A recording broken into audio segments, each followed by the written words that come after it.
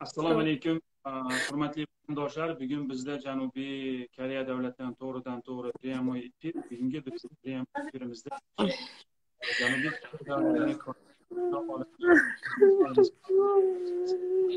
bugun ma'lumot beramiz. Assalomu alaykum o'qirmonlar. Bugun sizlar bilan tikeli efirda Koreya Qozog'istondan bizga байланысқа chiqib turgan Oңтүстік Koreya elinde qaytis bo'lgan Abduvaliyev Malik 1968 жылға келген Қазақстан Республикасы Шымкент қаласы Забадан елді мекенінің азаматы. Сол туралы бүгін сіздерге толық ақпарат беретін боламыз. Бізбен бүгін тікелей эфирге шығып тұрған қазір сол Малик ағамыздың туысқандары, жақындары. Assalomu alaykum opa, bandachilik. Assalomu alaykum. Sizlarga. Assalomu alaykum. Bizlar adamsiz shunday kutgandik, kesin deb aytgandik. Bolam kasal edi, invalid edi. Pochkasini qo'ydiraman, ishlayman deb ketgan. Uy-joy qilaman deb.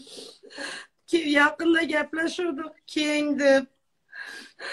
Yo'q, men ishlay, biraz bolamni oyoqqa turg'izay deb. Operatsiya qildiraman dedi. Uy-joy qilaman dedi.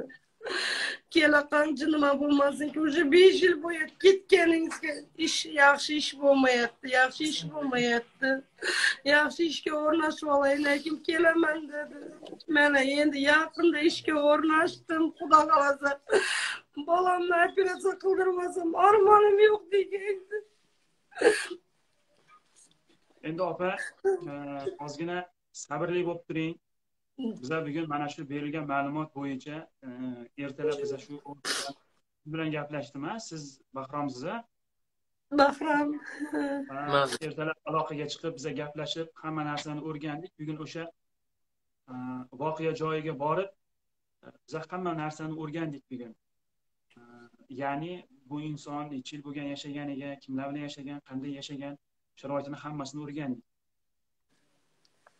Boshqalarga ham tushunarli bo'lishi uchun qozoq tilida gapirib o'ray. Основной bizni auditoriyamiz qozoq tilida.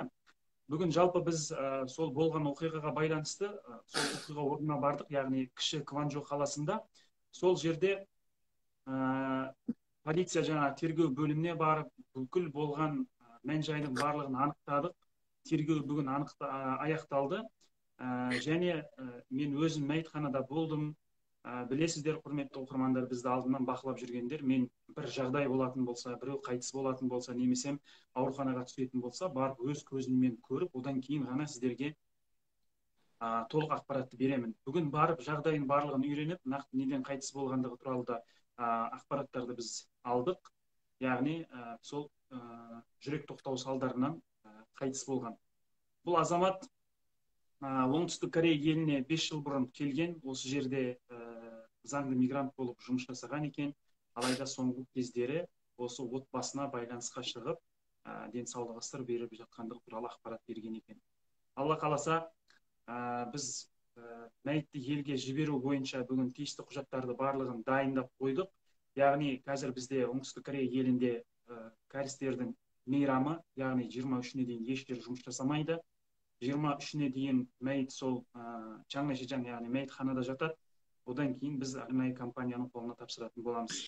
Яғни құжат жағының барлығы дайын, біз дайындап қойдық. Енді тек қана сол қаржы мәселесі бізде қиындық туғызып жатыр.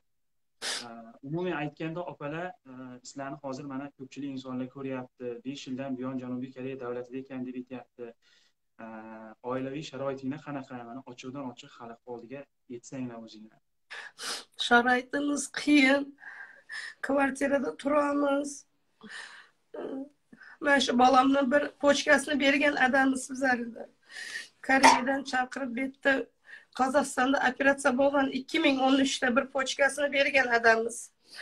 Bergandan keyin yaxshi bo'lmadi pochkasi, o'g'limniki. O'g'lim pochkasi yaxshi ishlab ketolmagandan keyin qo'y, men qaytadan ishlashga ketay. Yaxshi ishlab kelsam, Xudo xolasa o'g'limni operatsiya qildiraman dedi. Keyin uy-joy olarmiz dedi. Kichkina bo'lsa ham uy-joy bo'lishi kerak dedi. Ata hozir sharoitimiz qiyinroq. Uy-joyimiz yo'q. Oğlum invalid birinci gruppada poçkası işlemeydi. Diyaliz aladı. Bir haftada 3 marta. Şu aytadigan gapim. Endi sizlarning sharoitinglarni tushunib turibmiz. Oxirgi marta o'sha qachon gaplashgansizlar u Kecha yaqinlar? kecha qizim gaplashgan edi. Zvonit aytsa, "Ada, qandaqsiz? Sog'lig'ingiz yaxshimi?" dedi. "Ha, yaxshi" dedi. "Nu sal biroz og'riyapman" dedi. "Ada, ichmayapsizmi?" dedi. "Yo'q" dedi. "Lutchi kela qolsangiz" dedi. "Bizlar amalab qarz topib olib kelak sizni" dedi. "Yo'q, men ishlashim kerakman. Akangni gaplashib qo'ydim xo'jayin bilan" dedi. "Xudo xolasa operatsiya qildirib beraman" dedi. Shunday deb gaplashdi. Keyin bir uzilib qoldi svязь. Bo'ldi, shundan keyin zvonit etsa, o'chik bo'laverdi telefoni. Bo'ldi, shundan keyin svязь bo'lmadi. Bugun eshitsak shunaqa xabar keldi, mana shunday bo'ldi deb. O'g'lim aytdi, "Adam, qaytish bo'ldi, mama" dedi. "Ishonmadim."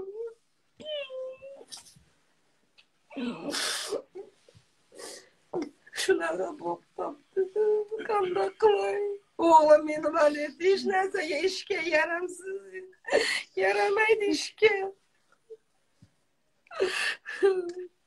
Endi opa sizlarni men tanimayman, bu insonni ham tanimayman. Lekin o'sha bir musulmon olamda o'tganligi haqida ma'lumotni bizga berishdi.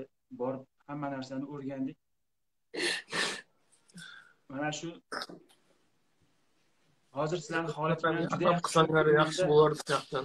Sizlardan sal yordam tegib, Bayramdan keyin chiqarib yuborsanglar, Qozog'istonga xudo xolasa yetkazib bersanglar yaxshi bo'lardi. sizlarning holatinglarni hozir men juda yaxshi tushunib turibman. Mana shu 14 kuni, ya'ni bir hafta ham bo'lgani yo'q. Men o'zim ham Chimkent shahrining fuqarosiman. Mana shu joyga ozgina mehnat qilamiz deb kelganmiz. Shu men o'zim ham shunday bir otam bor edi, otamdan ayrilib qoldi. Mana shu bir hafta. Imonni salomat. Hozirgi sizlarning holatinglarni juda ham yaxshi tushunib turibman-da. Mana shu insonni o'sha vataniga yetishlik uchun men qo'limdan kelgan bor yordamimni beraman sizlarga. Qo'limdan qanday yordam keladi, hammasini qilaman. O'sha insonlar masalan farzandlari otasini tobutini ko'tarib, otasini qabriga bitta bundoq tuproq tashlasa, otasi o'shadan ham rozi bo'ladi-da, lekin bizlarga u narsa buyurgani yo'q. Otamizni tobutini ko'tara olmadik. Bu narsa biz uchun endi bir yuragimizda armon bo'lib qoldi-da. Shuning uchun opa, aka, bardam bo'linglar. Inshaalloh hozir hujjatlarning hammasi tayyor. Mana shu bayramdan keyin mana shuncha musulmon xalqimiz bor. Shuncha birodarlarimiz bor. Chimkent shahrining fuqarolarini yarmidan ko'p Janubiy Koreya davlatida bu akaxonimizni bunday tashlab qo'ymaymiz. Alloh rozi bo'lsin. Inshaalloh o'sha badanini sizlarning yoningizga yetkazib beramiz inshaalloh. Oilada nechta farzand, nechta o'g'li bor? Nechta qizi bor? Ikkita qiz, bir o'g'li bor. Bir o'g'li shu kasal. Kichkina qizim 9 yashar, katta qizim 26-27 yashar. 3ta farzand. Qayerda qarzlari yo'qmi? Bor, biroz qarzlari bor. Bolasi to'layotgandi qarzlarini. Yuvarganda joy berayotgandi qarzlarini. Koreya boraman. Siz aka, Bahrom aka, siz boya menga aytdingiz, oxirgi marta 2 kun oldin gaplashgan edim. O'sha oyoqlarim, yuraklarim, badanim og'riyapti deb aytgan edi. O'sha o'zingiz aytib bering mana shuncha insonlarga. Og'riyapti dedimi? Aytdimi? Adi? oldingi kun gaplashganimda ma'zam bo'lmayapti degan edi o'zi. Og'riyapman degan edi. Qiynalib ishlab keldim dedi. Unda keng deb chaqirdim yana. Keme 3 marta çakırdım özüm. Aytsaydın, yük keseniz dedik. Yok, balam ayakka turguzaman kemeymen dedi. Bir Xuda kalasa ayakka turguzmasam lekin kelermen Yakında dedi. yaplaşkanımızda vraçlarla yaplaşıp koydum. Çakıraman sana degeydi. Hocayınsı bilen yaplaşıp operatsiya kıldırıp veremen degen idi yakında. Sizi kariyerga chaqirib, sizni davolatmoqchimidi? Davolataman diye kaydı. Poçkası ikkalasi ham ishlamaydi. Diyaliz oladi. Әрине, мынандай жағдайда осындай әлеуметтік желіге шығып, 100 мыңдаған халықтың алдында тікелей эфирге шығып, халықтан көмек сұрау, бұл әркімнің қолынан бір келе бермейді. Шынымен бұл отбасылардың осындай бір қайырымдылыққа мұқтаж жандар екендігін бүгін мен жан жақты үйреніп шықтым. Шынымен өздерінің кішігірім бір дүкені бар екен, сол дүкенді жүргізіп, жаңағыдай күндік табысын тауып отқан отбасы екен, өздері баспанасы жоқ, жаңағыдай квартирада тұратын отбасы екен. Әкесі осы жерде сол бір үй алып, баламды емдетіп, одан кейін Қазақстанға қайтам деген ниеттері бар екен. Оның барлығын біз бүгін үйреніп шықтық. Және әкесінің ең жасаған сауапты бір ісі, мынау экранда көріп тұрған бала, сол өзінің туған баласы соған өзінің бір бауырын 2013 жылы берген екен, яғни почкасын. Әкесі қазір бір почкасымен мына өмірден өтіп кетті, бір почкасын осы баласына берген екен, яғни балам өмір сүрсін деп. Көрдіңіздер ма? Құрметті жақсыларым, осындай бір баласын ойлаған, отбасын ойлаған, өзінің отбасын ойлаған бір енді батыр әке болған екен. Алла алдынан жарылқасын, сіздерге Алла сабыр берсін.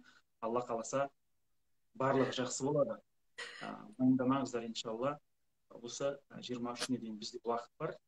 Жаңа компаниямен сөйлестім, сол 6 миллион 700 мың, 6 миллион 600 мың сондай көлемінде Кореяның ақшасымен сондай ақша кетеді. Иншалла біз әрекет жасап, ол ақшаны шығаруға әрекет жасаймыз.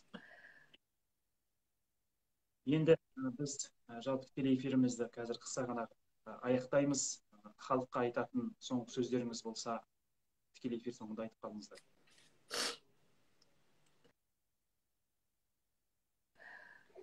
Халыққа айта деген гапым. Рахмат.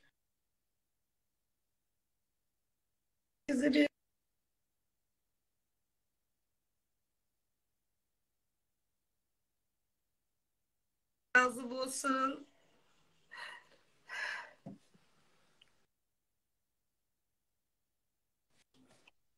Жалпы құрметті оқырмандар, біз тікелей эфирімізді қазір аяқтаймыз. Осы тікелей эфирді барлықтарыңыз көрдіңіздер, бейжай қарамаңыздар. Барлық жерге осы қолдан келгенше таратуға әрекет жасаңыздар. Алла қаласа бір аптадан соң бұл марқұм отандасымызды Қазақстанға, туған жер топырағына жеткізетін боламыз. Тікелей эфирде болып бізді тыңдағандарыңыз үшін Алла разы болсын. Барлықтарыңызға рахмет.